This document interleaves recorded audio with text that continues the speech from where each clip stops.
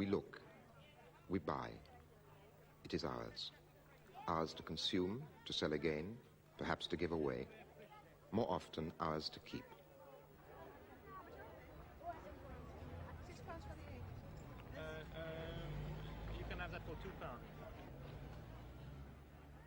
at these cute little tongs.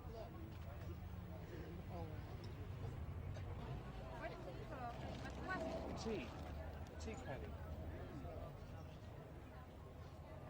Because they had many types of Chinese that put them in rows. We look, we buy, and we collect valuable objects. But the most valuable object of all has become the oil painting. Very, very small one. Last one, that's a larger one. How much is it? £26. Oil paintings often depict things which in reality are buyable. To paint a thing and put it on a canvas is not unlike buying it and putting it in your house. £26. I bought it this morning. The objects within the painting often appear as tangible as those outside it. Yeah, £25. You want to know what I paid for it?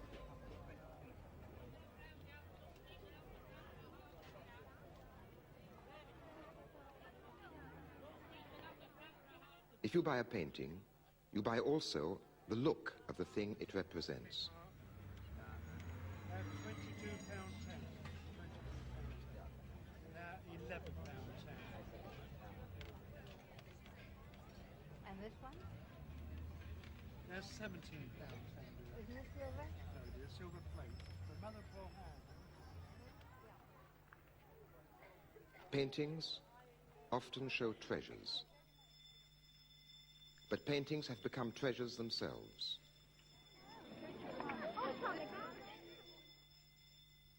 Art galleries are like palaces, but they are also like banks.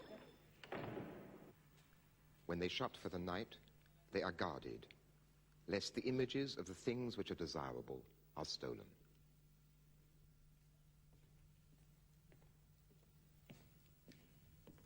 The value of paintings has become mysterious. Where, we ask ourselves, does this value come from?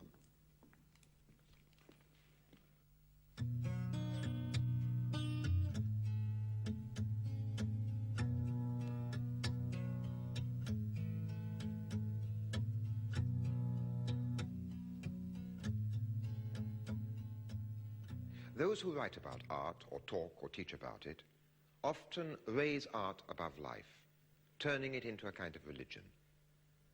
In the first of these programs, I tried to show how and why modern methods of reproduction and communication, like color photography, like television, have theoretically changed the meaning of the visual art of the past, demystifying it and making it secular. But mostly those who use these new methods of reproduction and communication, those who write books or make television programs about art, tend to cling to the old approach. Art remains something sacred. A love of art seems automatically to be offered as a sublime human experience. Perhaps, though, we should consider this historical record. 2 films of 2 concerts given in Britain and Germany during the last war. Both films made as war propaganda to engender pride in the national cultural heritage. The first shows a concert in London given by Mara Hess.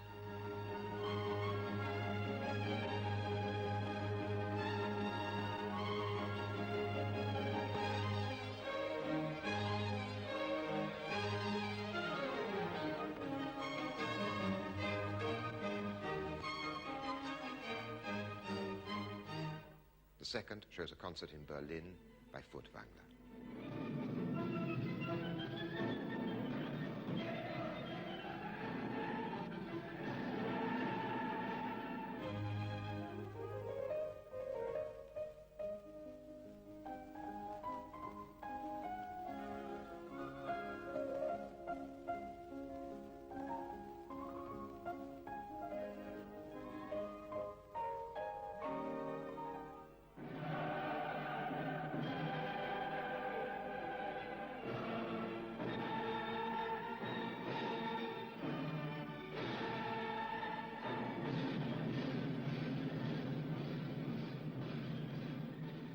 If the experience of art is sublime, it looks as though it can be sublimely independent of a lot of other values.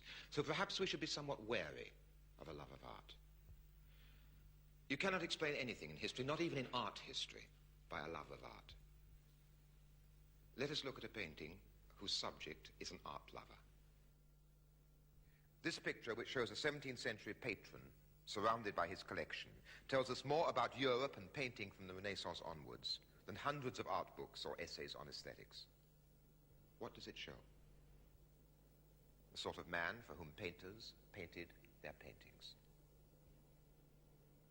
What are these paintings? Before they're anything else, they are objects which can be bought and owned. Unique objects. A patron cannot be surrounded by music or poems in the same way as he is surrounded by his pictures. Does this special ownership of pictures engender a special kind of pride? It is as though he lives in a house built of paintings.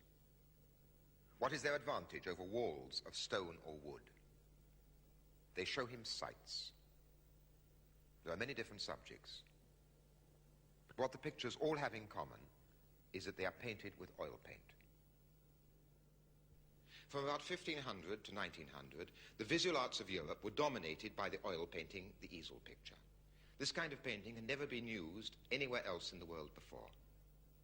The tradition of oil painting was made up of hundreds of thousands of unremarkable works, hung all over the walls of galleries and private houses, rather in the same way as the reserve collection is still hung in the National Gallery.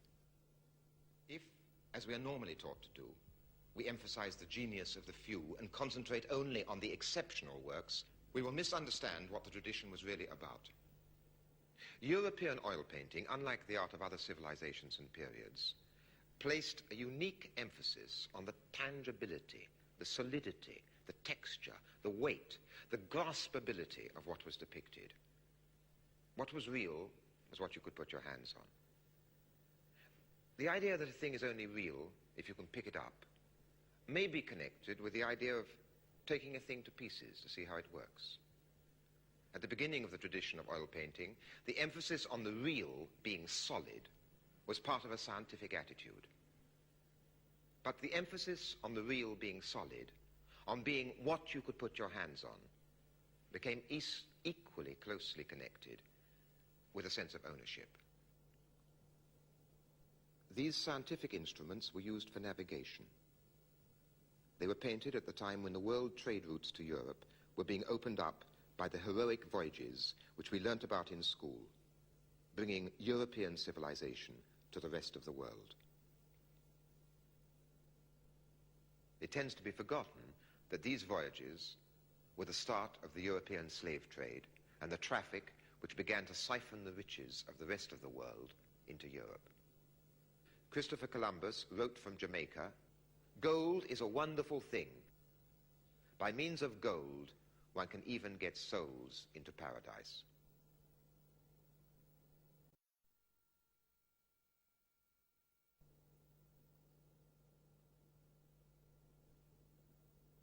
In 1519, Magellan set out to sail round the world.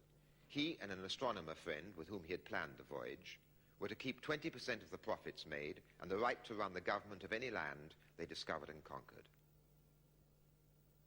This globe charts Magellan's voyage round the world. Beside it is a book of arithmetic, a hymn book, and a lute. To conquer a land, it was always necessary to convert it to Christianity. The picture was painted in 1533 by Holbein. It shows two French diplomats in London. The picture is about science, about navigation, about diplomacy, about power. But in the way that it has been painted, in the way that it has been seen, what is it most about?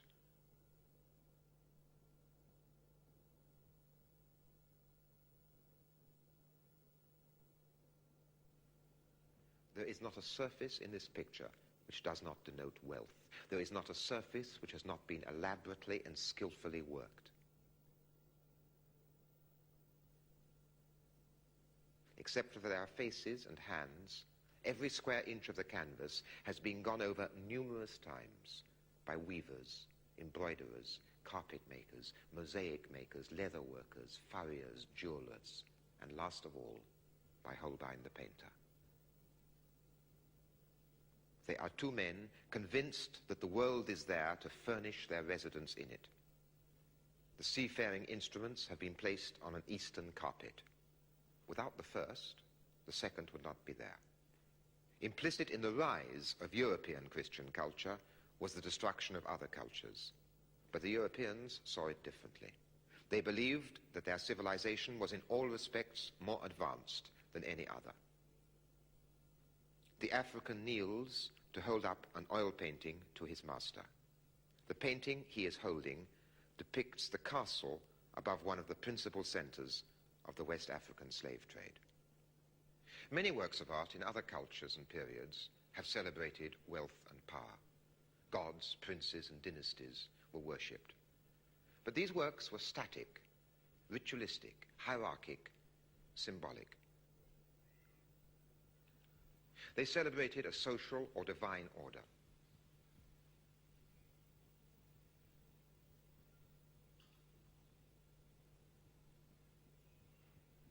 The European oil painting served a different kind of wealth.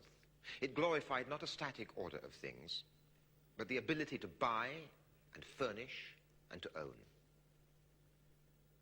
Before the invention of oil painting, medieval European painters often used gold leaf in their pictures. Afterwards, gold disappeared from their paintings and was only used for their frames. But sometimes the paintings themselves were simple demonstrations of what gold, of what money could buy.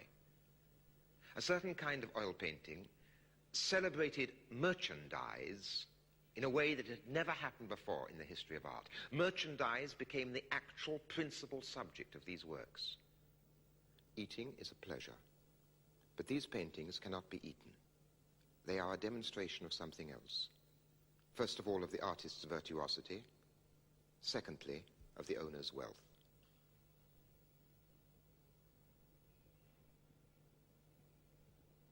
Livestock.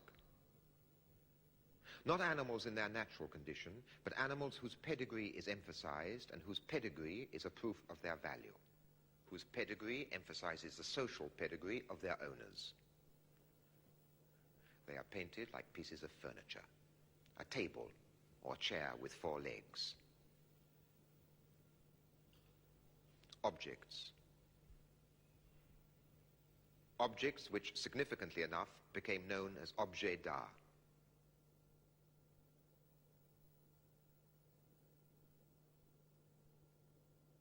Houses. Buildings not considered as ideal works of architecture, as in the work of some of the earlier Renaissance artists, but buildings considered as landed property. Portraits were equally important.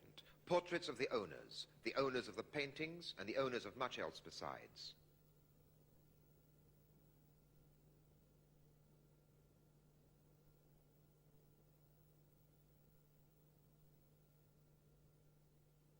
These paintings did not directly celebrate what was buyable. They were records of the confidence of those to whom ownership brought confidence. Those who could buy banquets, horses, bulls, houses, hung on their walls generations of portraits painted to celebrate a continuity of power and worthiness. There were hundreds of thousands of such portraits, but those they depicted represented an exceedingly small fraction of the population. The poor have neither annals nor portraits. Their lives are unrecorded. But again, the style with which the average portrait was painted reveals something about the basis of this confidence and of this so-called dignity of the sitter.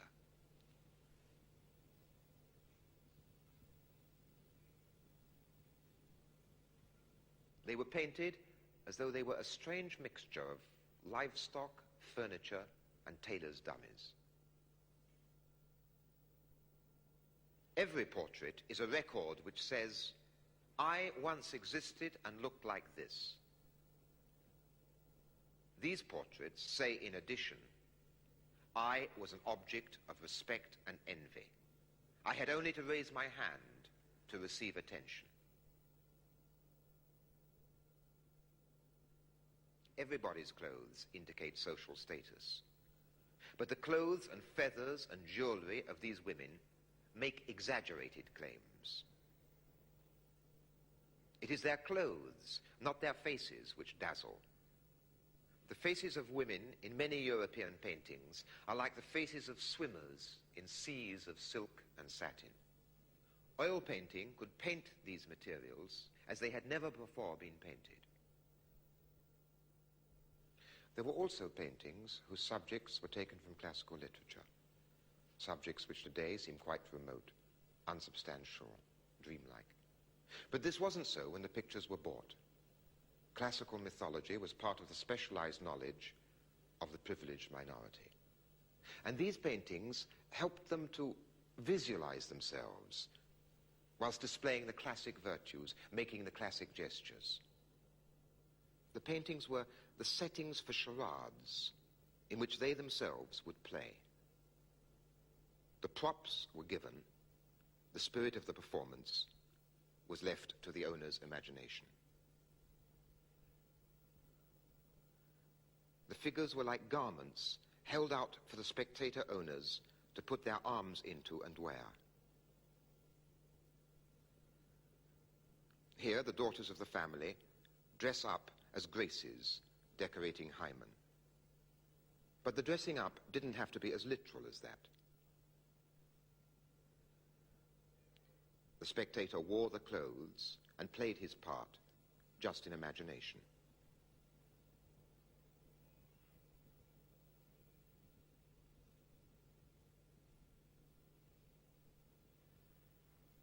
Who would you guess she was meant to represent? Different painters see her differently. But do these paintings have anything in common? And if so, what is it that they all convey?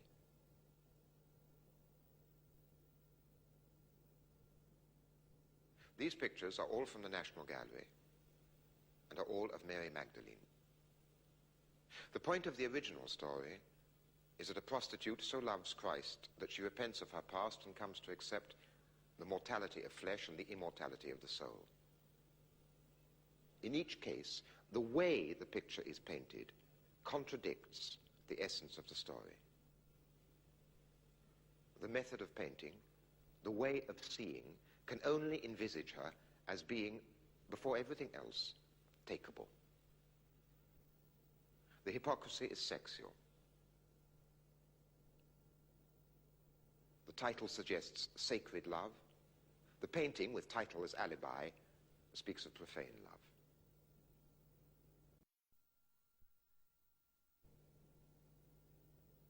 Alternatively, she is simply a well-dressed, eligible young woman. The tangibility of her wardrobe, the elegance of her presence is all.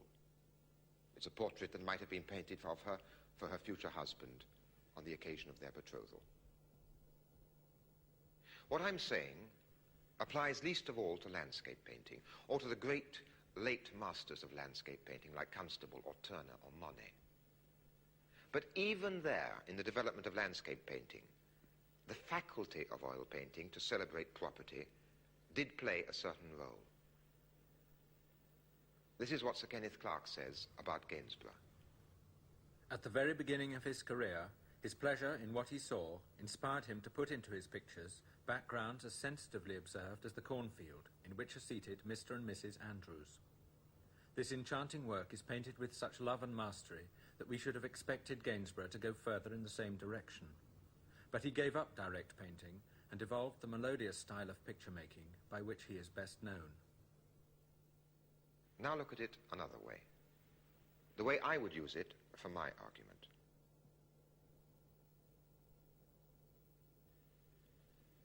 They have become not a couple in nature, as Rousseau imagined nature.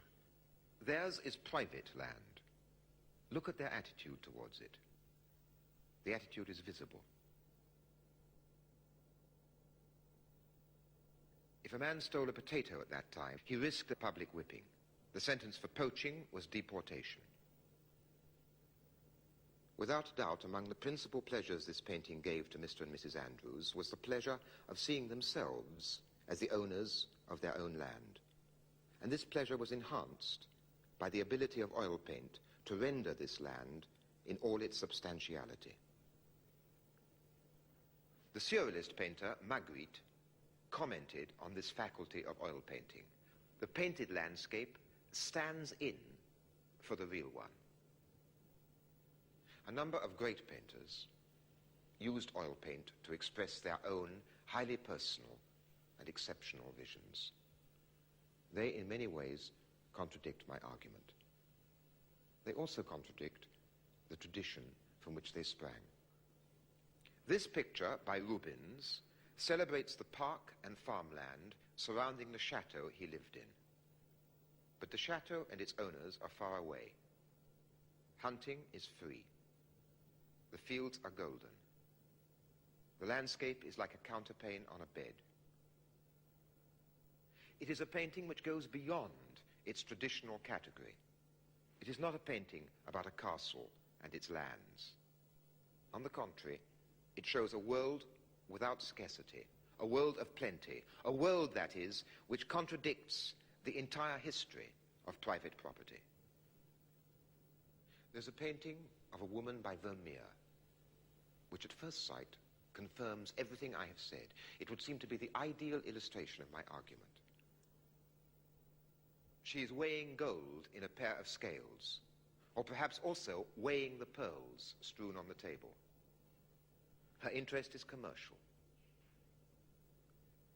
In the way the scene is painted, the substantiality and tangibility of everything is emphasized. Everything suggests the solidity of a Dutch middle-class home, even the painting of the Last Judgment on the wall behind her. A painting on the wall is a mark of prosperity. But go on looking.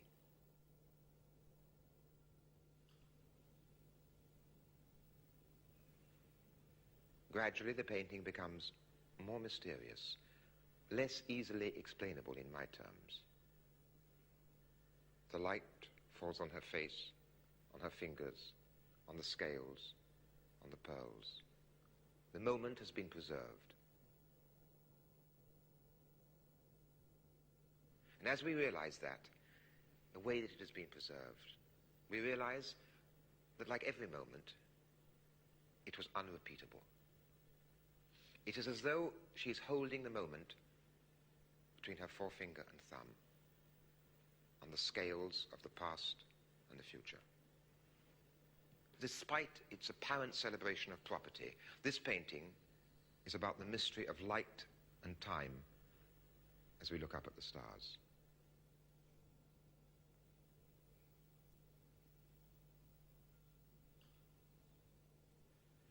Not for one moment would I deny or belittle the significance and achievement of paintings like these.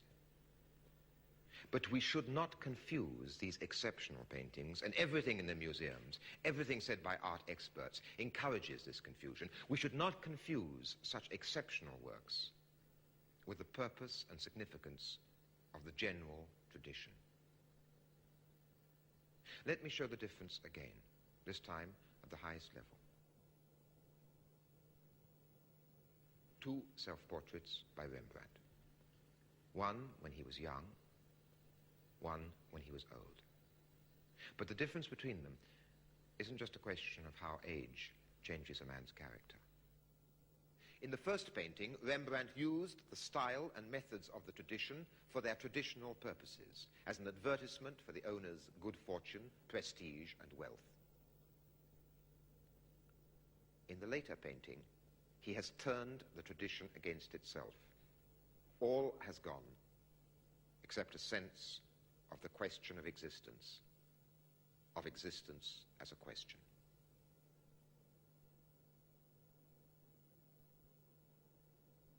Intermittently, the tradition can breed within itself a counter-tradition. But the basic values of the tradition win in the end. This painting now has a fabulous price on its head, perhaps £3 million. It has itself become a fabulous object of property. Of course, a lot more can be said about European oil painting than I have said. Yet what I have tried to show is a fundamental part of the truth which is usually ignored. We study other cultures far away as anthropology. That's to say, we study them from the outside. We don't judge them purely according to their own explanations of themselves.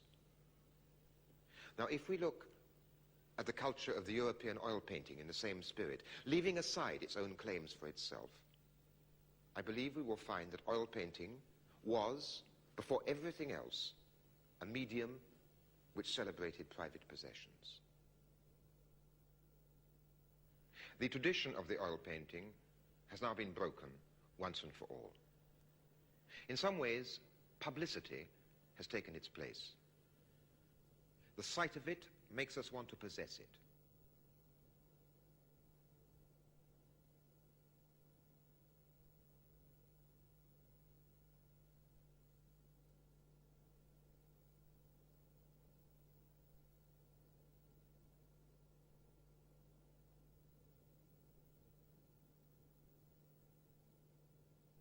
And publicity is the subject of our program next week.